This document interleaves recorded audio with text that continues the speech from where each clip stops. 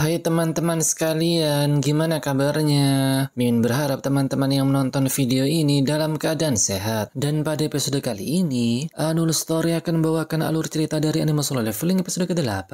Dan tak usah berlama-lama lagi, kita langsung saja ke alur ceritanya. Tapi sebelum itu, Mimin meminta untuk subscribe dan dukung channel ini, agar Mimin selalu semangat menceritakan alur cerita anime yang menarik untuk kalian tonton.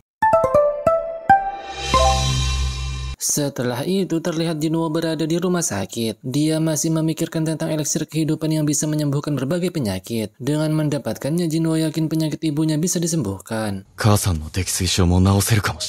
Seperti yang diketahui sebelumnya, jika eliksir kehidupan membutuhkan 3 item untuk membuatnya, dan Jinwoo belum mendapatkan satu pun dari item tersebut. Dia pun mengetahui jika item tersebut berada di istana iblis. Namun meski begitu, Jinwoo masih belum bisa melewatinya, karena kemampuannya sekarang masih belum cukup, dan apabila dia memaksa maka sama saja dengan bunuh diri. Shin kemudian berpindah ke kafe Pene. Meski Jinwoo awalnya menolak penawaran Jinho, namun sekarang dia berubah pikiran dan setuju dengan tawaran tersebut. Mendengar hal itu, tentu saja Jinho merasa senang. Jinho yang setuju kemudian mengajukan syarat untuk raid kali ini. Diketahui jika sang MC hanya ingin pergi ke dalam dungeon berdua dengan Jinho. Namun Jinho merasa ragu karena mereka membutuhkan 8 orang untuk masuk ke gate peringkat C.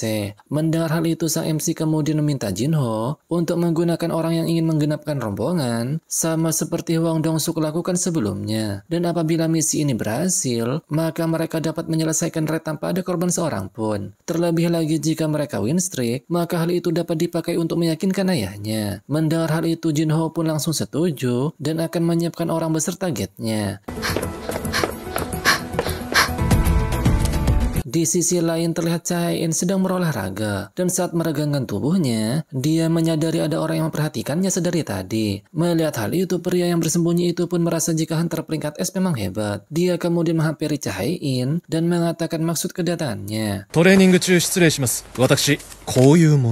Di sisi lain terlihat Jinho sedang bersama sang ayah. Sang ayah menjelaskan jika kemunculan gate telah mengubah dunia dengan sangat drastis, mulai dari infrastruktur, ekonomi, media, dan politik. Semua ada hubungannya dengan dungeon. Terlebih lagi infrastruktur sekarang tidak dapat berdiri tanpa sumber daya dari dalam dungeon. Dan hanya hunter yang mampu membawa pulang sumber daya berharga itu ke dunia ini. Serikat hunter pun dibentuk untuk mengurus berbagai hal yang berhubungan dengan hunter dan juga dungeon. Namun pada akhirnya serikat hunter tetap tak bisa berbuat apa-apa karena sumber daya yang berasal dari dungeon akan dikelola guild besar. Para guild mampu meraup keuntungan dalam jumlah yang sangat besar. Guild tersebut ialah guild hunter, harimau putih, malaikat kematian, flame, dan kesatria. Diketahui jika 5 guild nasional tersebut telah memonopoli sumber daya yang didapat dari dalam dungeon. Mengetahui hal itu, sang ayah pun merasa jika dirinya tak bisa diam saja karena sumber daya yang digunakan untuk menyambung kehidupan jatuh ke orang-orang yang mementingkan kekuasaan. Dan hal itu juga merupakan alasan mengapa sang ayah yang merupakan ketua dari konstruksi Yujin ingin membangun sebuah guild. Meski mengambil hunter rang S dari tempat lain sangat berisiko, namun Jinho tak bisa mengatakannya karena dia tak bisa membantah keinginan sang ayah.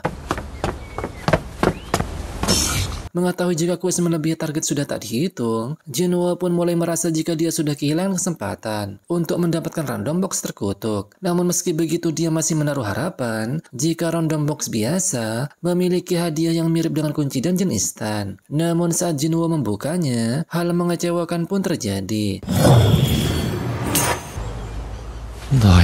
Setelah itu terlihat sang MC menunggu kabar dari Jinho perihal dungeon peringkat C. Jinho kemudian mengingat tentang zona penalti yang dia alami sebelumnya. Awalnya sang MC ingin melawan Lipan yang ada di zona penalti, namun dia merasa tak yakin jika mengalahkan Lipan tersebut dapat meningkatkan levelnya. Tak lama kemudian Jinho mendapatkan pesan darurat untuk mengikuti raid peringkat D.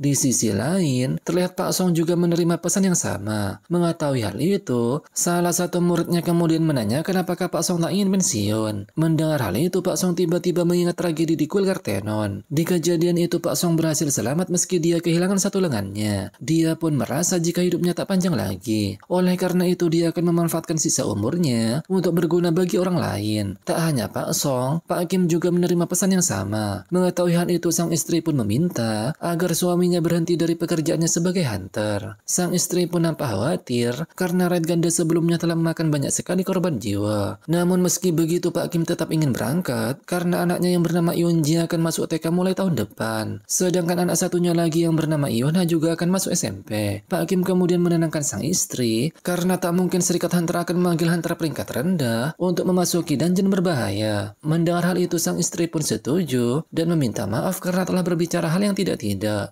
Papa, 強いの? もちろんだろ。 Setelah itu, Shin kemudian berpindah ke gedung Hunter Guild. Terlihat Baek Yeonho merasa kesal dengan Choi Jong-in karena telah melemparkan pekerjaan wawancara kepadanya. Setelah mendengarkan alasan Choi Jong-in yang merasa jika dia lebih pantas melakukan wawancara itu, Baek Yeonho kemudian menanyakan mengapa dia memanggilnya. Choi Jong-in pun memberitahukan jika kantor konstruksi Yujin sedang berusaha membangun sebuah guild. Namun ternyata Baek Yeonho sudah mengetahui tentang kabar tersebut. もう一度聞く。本題は何だ? Sebelum Choi Jong-in menjawab hal itu, Shin kemudian berpindah ke Joo-hee yang sedang menelpon ibunya. Mendengar sang ibu yang terus mencampuri urusannya, apalagi dia telah menganggapnya beban di saat menjadi hunter, Joo-hee pun kesal dan segera menutup teleponnya. 自分のことは自分で決めれるからほっといて! ちょっと何あんた! Dia kemudian mengingat usaha Jinwoo yang ingin menjadi lebih kuat. Oleh karena itu dia tak ingin menjadi beban dan akan berusaha sedikit lagi. Tak lama kemudian, Joo-hee juga mendapatkan pesan darurat untuk mengikuti Red peringkat D. Di sisi lain terlihat Chae-in menemui Pak Choi. Dia melaporkan jika ada seseorang dari kantor konstruksi Yujin yang ingin merekrut dirinya. Orang itu meminta Chae-in untuk bergabung dengan guild mereka dan menjadi master. Mendengar hal itu, Pak Choi pun menganggap jika Chae-in telah menolak tawaran tersebut. Hai. その場でお断りしました。 Setelah itu, dia menanyakan apa yang dibahas Pak Choi dan Baek Yeonho. Dan ternyata Pak Choi membahas soal Pulau Jeju. Diketahui semenjak Red besar ketiga, tidak ada yang bisa melangkahkan kaki ke pulau itu. Orang-orang juga berusaha melupakan Pulau Jeju bersama rasa takut mereka. Meski saat ini para hunter sudah terbiasa dengan kemunculan Gate dan dipuja sebagai senjata terakhir umat manusia, namun sampai saat ini mereka belum bisa menaklukkan pulau tersebut. Oleh karena itu di masa depan yang akan datang, Choi Jong-in berniat menaklukkan pulau itu lagi. Untuk itu pula, dia ingin para hunter bertambah kuat, menambah rekan, dan menggerakkan opini publik. Dan alasan Pak Choi membahas masalah ini dengan Baek Yeonho karena dia telah melupakan kejadian dari pulau itu.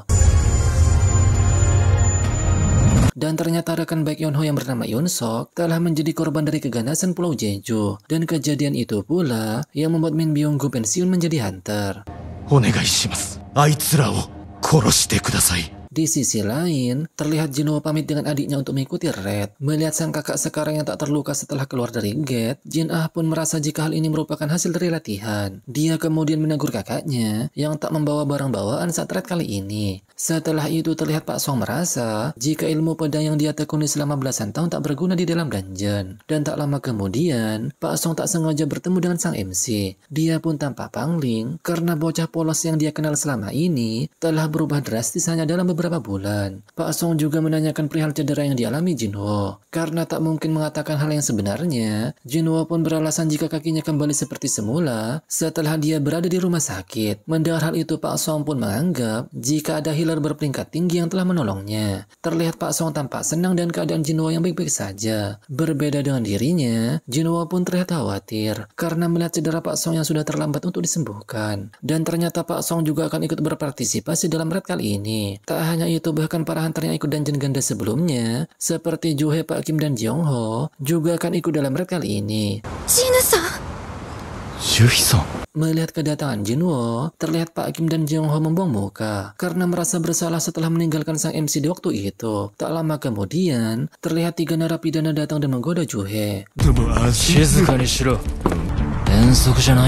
Si gadis kacamata dari Serikat Hunter kemudian memberitahukan jika mereka bertiga ialah tahanan dalam masa percobaan yang akan ikut dalam Red kali ini. Mendengar hal itu tentu saja Pak Song protes karena mereka akan bekerja sama dengan para kriminal. Gadis kacamata itu kembali menjelaskan jika mereka datang untuk mengurangi masa hukuman dan mereka tak akan melakukan perbuatan yang aneh. Dan karena hunter di wilayah ini sudah berkurang dan Serikat Hunter kekurangan orang dalam Red kali ini, gadis itu pun menenangkan mereka karena Kang Tae-sik dari Serikat Hunter juga akan ikut dan menjadi pengawas. Terlebih lagi Kang Tae-sik hunter peringkat B, jadi dia bisa mengatasi ketiga hunter narapidana peringkat C seorang diri. Namun meski begitu, Jinwoo mempunyai firasat buruk dan meminta Joo-hee untuk tidak ikut. Jino-san wa? 俺は行きます。